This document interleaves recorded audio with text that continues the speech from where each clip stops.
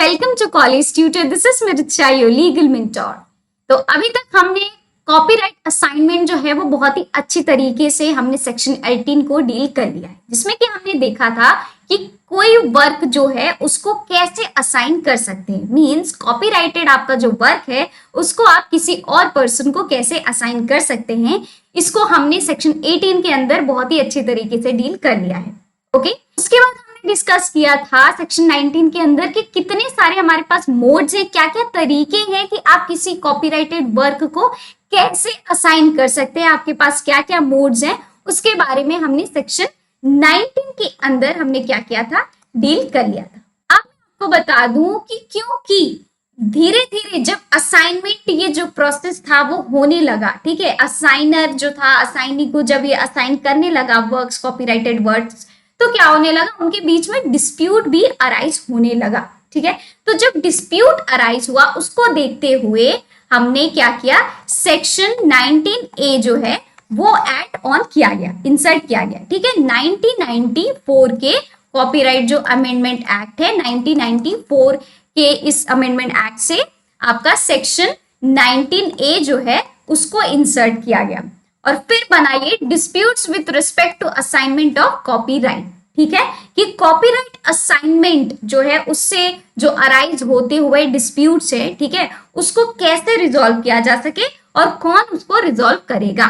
ठीक है, समझ में आ गया। तो आज की इस वीडियो में हम इस सेक्शन को पढ़ने वाले हैं। So without any delay let's start our today's video. तो सेक्शन 19A कहता है disputes with respect to copyright assignment. Okay, तो सब सेक्शन 1 क्या कह रहा है कि मान लीजिए कि जो असाइनी है उसको दे दिया गया, जो वर्क है असाइन किया गया, कॉपीराइटेड वर्क है उसको दे दिया गया, लेकिन वो जो राइट्स हैं उसको सफिशिएंट तरीके से एक्सरसाइज नहीं कर पा रहा है। ठीक है, और ये जो फेलियर है ना, ये असाइनर के एक्ट या ओमिशन से नहीं हो रहा है, मतलब इसमें असाइनर का कोई रोल नहीं है। ठीक है, इसके वजह से वो नहीं रोका जा रहा है कि जो असाइनी है वो असाइनर की वजह से उसको रोका जा रहा हो कि भैया तुम नहीं एक्सरसाइज कर सकते। उसने तो उसको पूरा राइट अधिकार दे दिया है कि आपके पास ये राइट है और आप इस वर्क को जैसे यूज कर सकते हैं, लेकिन असाइनी अपने तरफ से नहीं जो है वो यूज कर पा रहा है उस वर्क को। ठीक है,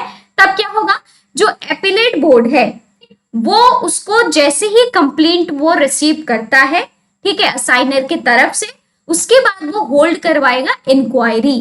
ठीक, और जैसा उसको सही लगता है फिर वो उस असाइनमेंट को क्या करेगा, रिवोक कर देगा। ठीक है, ये सब देखने के बाद वो क्या करेगा, रिवोक कर देगा। ठीक है, पहला क्या होना चाहिए, असाइनी जो है अपने तरफ से वो फेल कर जाए कि वो जो राइट्स उसको प्रोवाइड की गई है वो एक्सरसाइज नहीं कर पा रहे। यहाँ पे असाइनर का कोई रोल नहीं होना चाहिए कि भाई असाइनर की वजह से ये अपनी जो राइट्स है वो एक्सरसाइज नहीं कर पा रहे। ठीक है, पहला तो ये होना चाहिए। दूसरा क्या होगा कि वो जैसे ही कंप्लेंट जाएगा असाइनर की तरफ से, जो आपका एपिलेट बोर्ड होगा वो क्या करवाएगी, इंक्वायरी करवाएगी उसके ऊपर, क्या भाई ये सच है कि नहीं है, झूठ है, क्या असाइनर ऐसे ही तो नहीं कंप्लेंट लेके आ गए, ये सारी चीजें वो इंक्वायरी करवाएगी। और उसके बाद जैसे उसको सही लगता है वो असाइनमेंट जो होगा उसको रिवोक करवा देगी। ठीक है, एंड खत्म करवा देगी। क्लियर हो गया। अब देखिए यहाँ पे आपको एपिलेट बोर्ड दिख रहा होगा। ठीक है, 2017 का हमारा कॉपीराइट जो अमेंडमेंट एक्ट आया 2017 से, इसको इंसर्ट किया गया एपिलेट बोर्ड को। ठीक है, 2017 से पहले क्या था, 2017 से पहले था कॉपीराइट बोर्ड। ठीक है, इसको हम कॉपीराइट बोर्ड जो है उसके पास मैटर जाता था और वो देखते थे, लेकिन 2017 से एपिलेट बोर्ड एक अलग से बनाया गया कि भाई जो भी डिस्प्यूट्स आएंगे वो एपिलेट बोर्ड जो है वही रिजॉल्व करेगा। ठीक है, क्लियर हो गया। चलिए सब सेक्शन 2 की तरफ बढ़ते हैं। मान लीजिए कोई डिस्प्यूट अराइज हुआ है जो असाइनमेंट ऑफ कॉपीराइट से रिलेटेड। ठीक है, तो जो एपिलेट बोर्ड होगा क्या करेगा, वो जैसे ही उसको कंप्लेंट मिलती है अग्रीव्ड पार्टी से, ठीक है, उसके बाद वो क्या करेगा, एक इंक्वायरी होल्ड कराएगा जैसा कि उसको सही लगता है। ठीक है, पास सच ऑर्डर, उसके बाद वो ऑर्डर पास करेगा, इंक्वायरी के बाद जो भी उसको लगता है उस पर ऑर्डर पास करेगा जैसे कि उसको फिट लगता है। ठीक है, including an order for recovery of any royalty payable. अगर कि मान लीजिए कि कोई रॉयल्टी वगैरह नहीं पे की गई है तो वो भी उसको इंक्लूड करेगा और बोलेगा कि भाई ऑर्डर देगा कि आप इसको जो रॉयल्टी है असाइनर को दीजिए। ठीक है, तो ये सबसेक्शन 2 हमारा कह रहा है। अब आते हैं प्रोविजो। यहाँ पे कई सारे हमारे पास प्रोविजो है जो कि हमें इस सेक्शन के अंदर पढ़ने हैं, जो कि इंपॉर्टेंट है। ठीक है, तो मान लीजिए कि जो अपीलेट बोर्ड है वो shall not pass any order, कोई भी ऐसा ऑर्डर नहीं पास करेगा जो कि सब सेक्शन में बताए गए हैं। ठीक है, to revoke the assignment unless कि वो सेटिस्फाइड हो कि जो टर्म्स हैं असाइनमेंट के वो बहुत ही हार्श है असाइनर की तरफ।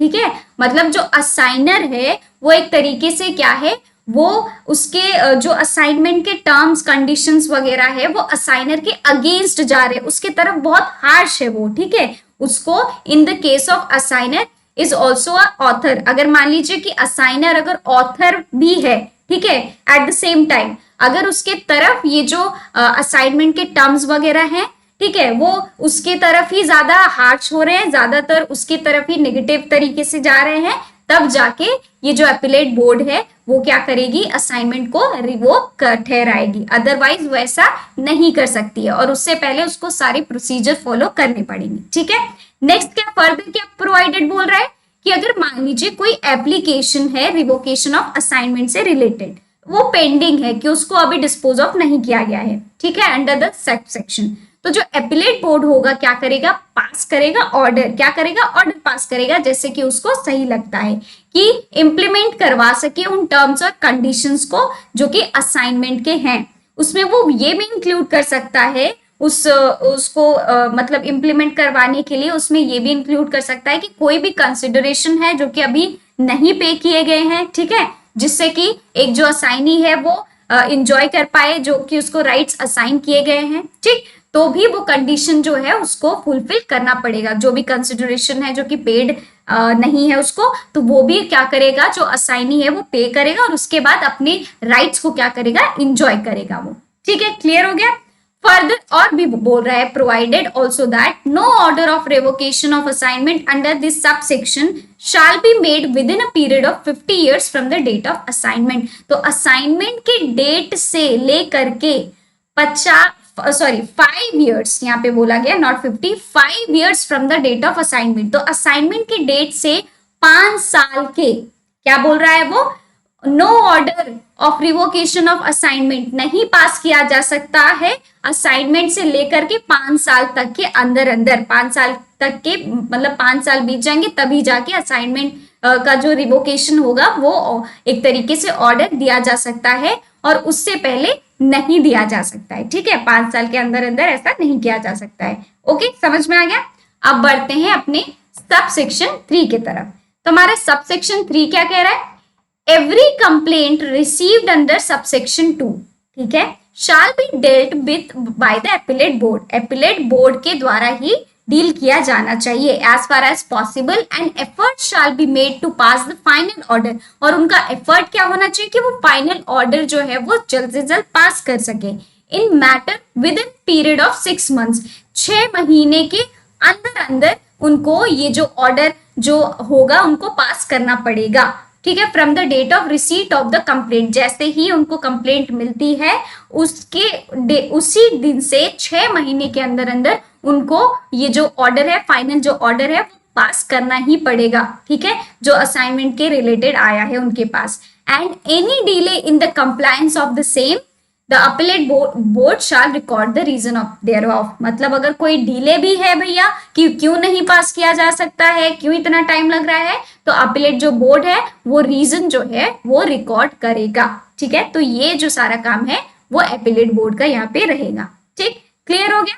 तो ये हो गया हमारा जो डिस्प्यूट, अगर मान लीजिए कि असाइनमेंट ऑफ कॉपीराइट से रिलेटेड जो है अराइज होता है तो आपको क्या करना पड़ेगा, आपको जाना पड़ेगा आपके एपीलेट कोड के पास। कहां पे जाना पड़ेगा, appellate board, not code, appellate board. ठीक है, तो आप वहां जाएंगे अपने डिस्प्यूट को लेके, आप वहां पे कंप्लेन करेंगे और उसके बाद आपके जो उस कंप्लेंट को रिड्रेस किया जाएगा और अगर आपका कोई रॉयल्टीज वगैरह पेंडिंग है, कोई कंसिडरेशन पेंडिंग है तो आपको मिलेगा। ठीक है, और यहाँ पे सबसे ज्यादा इंपॉर्टेंट ये है कि जो असाइनी है उसके तरफ से यहाँ पे नेग्लिजेंट होना जरूरी है कि वो एक्सरसाइज नहीं कर रहा है उसके राइट्स को जो कि दी गई है। ठीक है, तो आई होप कि आपको जो ये सेक्शन है समझ में आ गया होगा। मिलते हैं अपनी अगली वीडियो में। अगर वीडियो अच्छी लगी तो प्लीज लाइक करें, शेयर करें अपने दोस्तों के साथ जिनको कि ये सब जो सेक्शंस हैं उनको पढ़ने हैं, समझने हैं। ठीक है, और वैसे ही लाइक करते रहिए और सब्सक्राइब करिए और कमेंट करके भी बताइए कि आपको वीडियो कैसा लगा। Thank you so much.